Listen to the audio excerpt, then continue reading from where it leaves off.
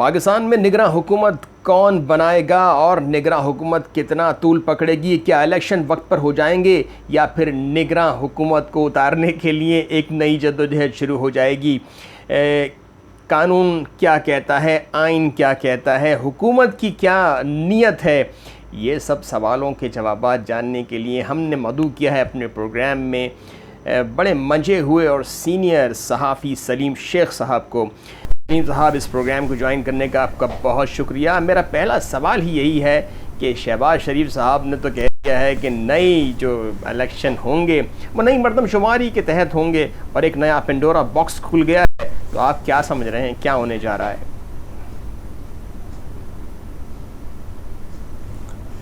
जी बिल्कुल, देखिए जो नई मरदमशुमारी है उसके मुताबिक जो इंतखाबात की बात है वो मुश्तरका मफादात कौंसल का जो इजलास है वो तलब कर लिया गया है और हफ्ते के रोज़ ये इजलास होगा और इसमें अगर ये मामला टेकअप कर लिया जाता है तो फिर आइनी और कानूनी तौर पर जो इंतखाबात हैं वो डिले हो जाएंगे। यानी अगर 9 अगस्त को असम्बलियाँ टूटती हैं तो 3 महीने का टाइम है, लेकिन जब नई हल्काबंदियाँ होंगी, नई मरदमशुमारी के तहत इलेक्शन होंगे तो फिर उसके लिए जो है वो आइनी और कानूनी जिम्मेदारी जो है वो ये है कि नई हल्काबंदियाँ होंगी। और इलेक्शन कमीशन जो है वो पहले ही ये कह चुका है कि अगर नई मरदमशुमारी के ज़रिए इंतखाबात करवाना मकसूद हुए तो उन्हें तकरीबन 6 माह का अरसा दरकार होगा। एक तो बात यह आ गई कि अगर अगस्त में असम्बलियाँ टूटती हैं तो 6 महीने का अरसा जो है वो फरवरी में जाकर मुकम्मल होगा।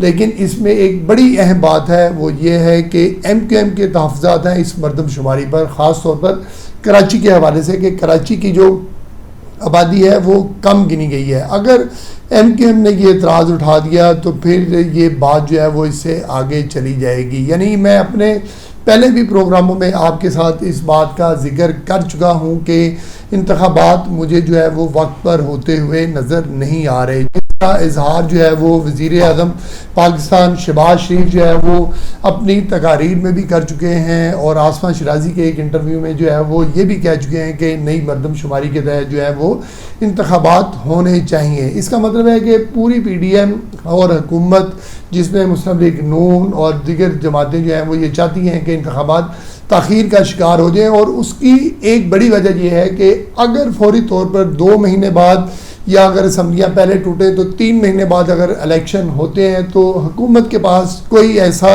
बयानिया नहीं होगा कि वो आवाम में जाकर कहें कि हमने 1.25 साल या 1.5 साल हुकूमत की है और हमारे पास जो है वो आवाम के लिए हमने ये कुछ किया है। सबसे अहम बात जो है वो ये है कि मौजूदा हुकूमत के लिए जो महंगाई है वो सबसे बड़ा जो है वो ज़हर कातिल होगा। इसलिए हुकूमत ये चाह रही है कि इंतखाबात किसी तरह जो है वो ताख़ीर का शिकार हो जाएं। जी सलीम साहब, मैं सारी सूरत हाल में आप इमरान खान को कहाँ खड़ा देखते हैं? तहरीक इंसाफ की सियासत को किस किस जगह खड़ा देखते हैं? 9 मई के वाक़यात के बाद इमरान खान तो बड़े ऑप्टिमिस्टिक नज़र आते हैं कि इलेक्शन करा दें और तहरीक इंसाफ क्लीन स्वीप कर जाएगी, तो आप क्या समझते हैं कि PTI की सियासत इस वक्त किस नहज पर है? जी, इमरान खान जो है वो सियासत से फ़िलहाल जो आइंदा इंतखाबात होने जा रहे हैं उससे बज़ाहिर जो है वो आउट हो चुके हैं।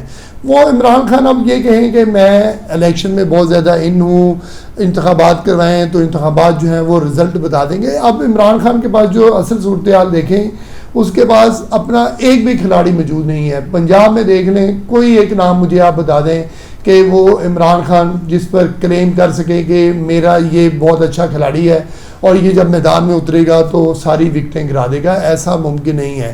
पंजाब में अगर आप नाम लें चौधरी परवेज़ राही का, वो खुद जेल में बैठे हुए हैं, उनके पास इस वक्त ऐसे हालात नहीं है कि वो अगर इलेक्शन लड़ें, चाहे जेल से भी लड़ें, कोई ऐसी पाबंदी नहीं है कि जेल से कोई इलेक्शन नहीं लड़ सकता, लेकिन अगर वो इलेक्शन लड़ेंगे तो उनके पास ऐसी कोई पोजीशन नहीं है कि वो मेरा नहीं ख्याल कि वो इलेक्शन जीत जाएंगे। दूसरी तरफ अगर पंजाब में एक बड़ा नाम देखें तो वाइस चेयरमैन शाह महमूद कुरैशी हैं, वो भी उनके पास इतना बड़ा वोट नहीं है, क्योंकि इमरान खान का वोट होना एक और बात है। लेकिन जो 9 मई का वाक़या हुआ है 9 मई के वाक़े ने जो है वो इमरान खान की सियासत को जो है वो काफ़ी पीछे धकेल दिया है। लेकिन अब इमरान खान ये तो नहीं कह सकते ना कि जी आप इलेक्शन ना करवाएं, क्योंकि अब उनकी पॉपुलैरिटी इतनी नहीं रही। पॉपुलैरिटी उनकी ज़रूर है, लेकिन इतनी पॉपुलैरिटी भी नहीं है कि वो आएँ और इलेक्शन जो है वो जीत जाएँ। जी सलीम साहब, दो नाम सामने आ रहे हैं, एक शाहिद खाकान अब्बासी साहब का और एक हफीज़ शेख भी हैं मैदान में।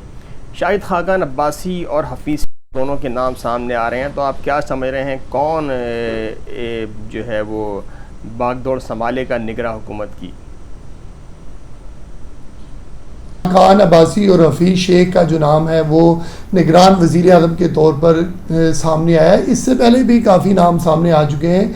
इसहाक डार का नाम भी सामने आ चुका है। देखें, इसहाक डार जो है वो नवाज शरीफ के जो है वो करीबी अजीज़ हैं। खाकान अब्बासी जो है वो मुस्लिम लीग नून से वज़ीर आज़म रह चुके हैं। अभी भी वो मुस्लिम लीग नून से उनका ताल्लुक़ है। उन्होंने कोई मुस्लिम लीग नून की जो है वो रुकनीत नहीं छोड़ी। हाँ, ये ज़रूर है कि उनके पास इस वक्त ओहदा नहीं है। वो बज़ाहिर दिखाने के लिए आवाम को कि देखें जी वो नाराज़ हैं और नाराज़गी की वजह से जो है उनको कोई ओहदा नहीं दिया गया, लेकिन अभी तक वो मुस्लिम लीग नून का हिस्सा है। तो लिहाजा ये बात जो है वो मैं यकीन से कह सकता हूँ कि खाकान अब्बासी भी जो है वो आइंदा निगरान वज़ीर आज़म नहीं हो सकते। लेकिन जो हफीज़ शेख है, इस पर जो है वो वसूख से नहीं कहा जा सकता कि ये वज़ीर आज़म की दौड़ में शामिल हैं या नहीं। हाँ, एक इन्फॉर्मेशन जो है वो मैं आपको दे देता हूँ कि आइंदा जो भी निगरान सेटअप बनेगा वो तमाम का तमाम जो है वो टेक्नोक्रेट पर मुश्तमिल होगा। उसमें कोई सियासतदान जो है वो बड़ी सतह पर शामिल होने के इम्कानात जो है वो कम है, क्योंकि जो बज़ाहिर मेरे पास इंफॉर्मेशन है और जो इतलात हैं वो यही है कि आइंदा जो भी निगरान सेटअप में लोग आएंगे उन सब का ताल्लुक जो है वो किसी का मैशर से होगा या किसी और शोबे से होगा। तमाम के तमाम जो है वो टेक्नोक्रेट्स होंगे। और सबसे बड़ी जो स्टेट की जिम्मेदारी है वो ये है कि पाकिस्तान को किस तरह डिफ़ॉल्ट से बचाएं, उसमें जो महंगाई है उसको ख़त्म करें और एग्रीकल्चर के शोबे को जो है वो बेहतर करें। जी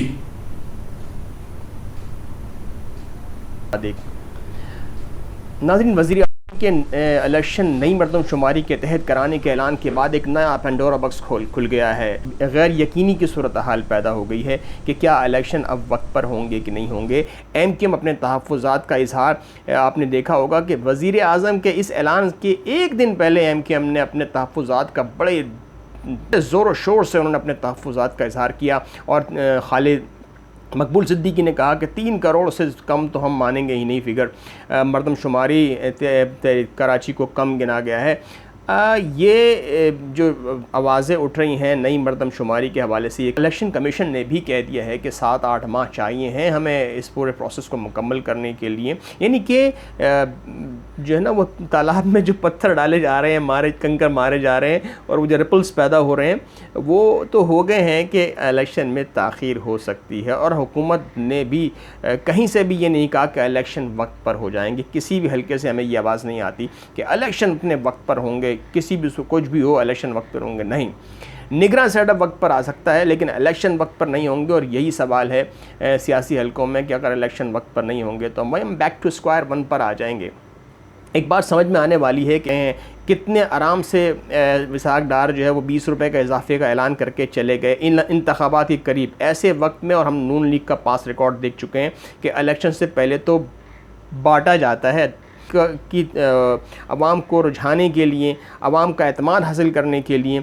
लेकिन यहाँ तो बिल्कुल मुख्तलिफ हुआ कि इलेक्शन से पहले यानी कि निगरान सेटअप से पहले चंद दिनों की हुकूमत मेहमान है और आपने 20 रुपये का इजाफा कर दिया। इससे एक ही बात सामने आती है, वो ये कि हुकूमत जानती है कि या तो इलेक्शन टाइम पर नहीं हो रहे या अगर इलेक्शन हुए तो उनका हाथ थामा जाएगा। ये दो ही वजह हो सकती हैं, वरना ऐसा पॉसिबल नहीं है कि इन सियासतदानों की केमिस्ट्री हम अरसा दराज से देखते आए हैं, इन सियासतदानों की घुट्टी में जो शामिल है हम देखते आए हैं। ऐसा नहीं है कि आप अपनी तमाम सियासत को स्टेक पर रख के और आप एक न्यूट्रल सेटअप की तरफ चले जाएं और अपने पाँव पे कुल्हाड़ी मार दें। ये होता नज़र नहीं आता, बज़ाहिर ये होता नज़र नहीं आता।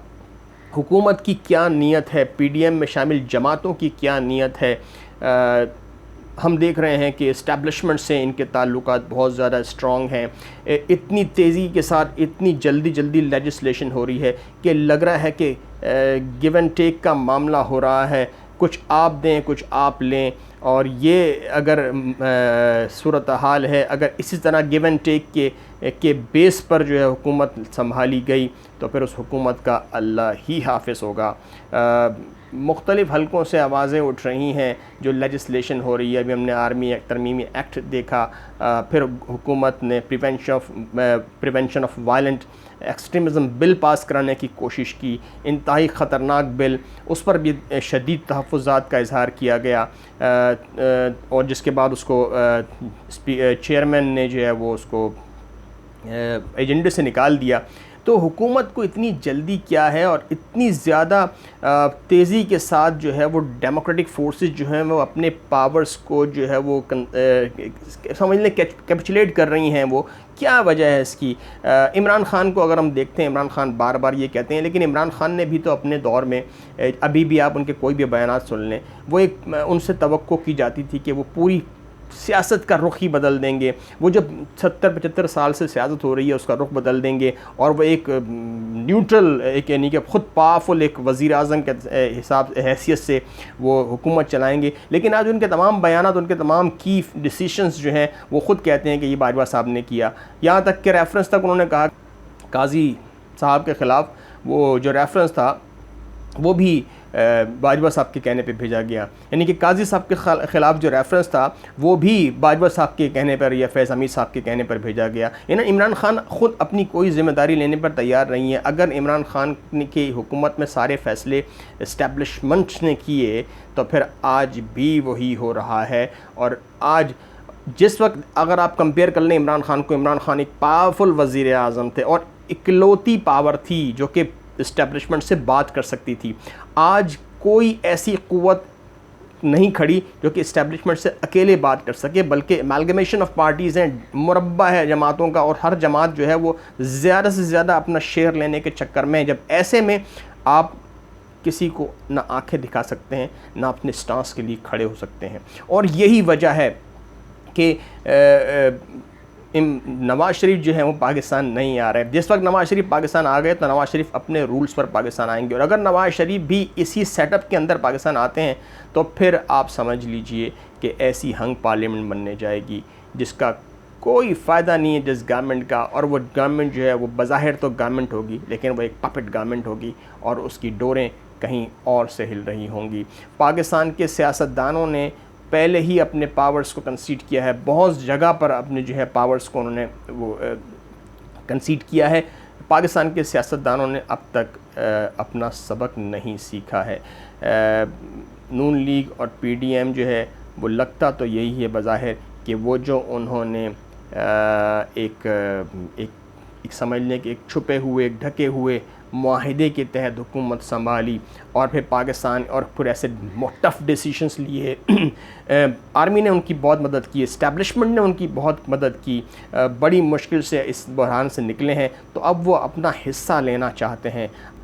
तो ये सूरत हाल बन रही है। अगर ऐसी सूरत हाल पैदा होती है तो फिर हम बहुत ही मुश्किल है कि पाकिस्तान की सियासत इस्तेहकाम पकड़ें। इमरान ख़ान बड़े ऑप्टिमिस्टिक हैं। इमरान ख़ान अभी भी चाहते हैं कि उनकी गवर्नमेंट आए, अगर इलेक्शन में जाते हैं तो उन्होंने भी मुख्तलिफ़ चैनल्स को इंटरव्यू में भी ये कहा कि जब मेरी अगर इलेक्शन इजाज़त दे दी जाए तो शफ़ाफ़ इलेक्शन की, तो मेरी गवर्नमेंट जो है वो पाकिस्तान तहरीक इंसाफ स्वीप करेगी।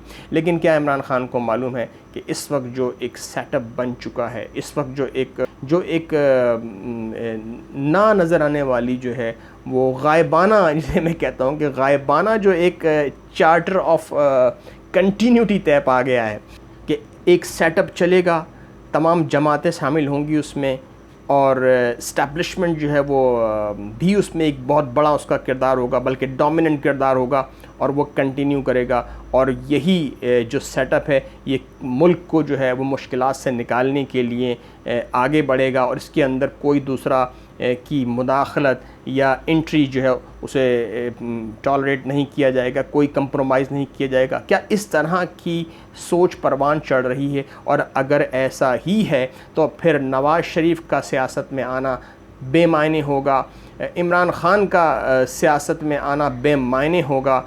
अगर आपने रल मिल के हुकूमत बनानी है और जो असल स्टेक होल्डर हैं उन्हें बाहर रखना है, फिर वही घटा छाएगी और धुन छाएगी, फिर वही RTS बैठेगा, फिर वही पहले से सारी चीज़ें तय हो जाएंगी, तो फिर उस हुकूमत का कोई फ़ायदा नहीं होगा। बज़ाहिर तो हमें ऐसा ही लगता है कि ऐसा ही होने जा रहा है।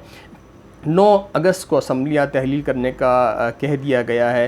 असम्बलियाँ तो तहलील हो जाएंगी, निगरां वज़ीर आज़म भी आ जाए। ये भी आवाज़ें आ रही हैं कि बलूचिस्तान से भी निगरां वज़ीर आज़म लाने की सिफारिश की गई है। तो अगर ऐसा है और निगरां वज़ीर आज़म आ जाता है और फिर उसको पहले ही पावर्स बढ़ाने के लिए बातें हो रही हैं, लेजिस्लेशन हो रही है, तो निगरां वज़ीर आज़म आ गया, निगरां सेटअप आ गया। सवाल ये पैदा होता है कि निगरां सेटअप कितनी न्यूट्रल रहेगी। अब तक के एक्सपीरियंस से हमने देखा कि पंजाब और KP के गवर्नमेंट में न्यूट्रलिटी का नाम कहीं नज़र भी नहीं आया, न्यूट्रलिटी कहीं नज़र नहीं आई। हुकूमत दोनों वो काम कर रही हैं, निगरां हुकूमतें, जो उनके पैरामीटर्स जो उनके स्फीयर ऑफ अथॉरिटी में आते ही नहीं हैं, लेकिन वो काम कर चुकी हैं। जब प्रोविंशियल गवर्नमेंट जो है वो अपने लिमिट से जो है वो क्रॉस कर जाती हैं, तो जब निगरां हुकूमत एक वफाक के लेवल पर आएगी, तो वो अगर पैरामीटर्स से अपने आगे बढ़ेगी तो उसे कौन रोक सकेगा। अब तक तो हमने देखा है कि तमाम फ़ैसले, तमाम लेजिस्लेशन,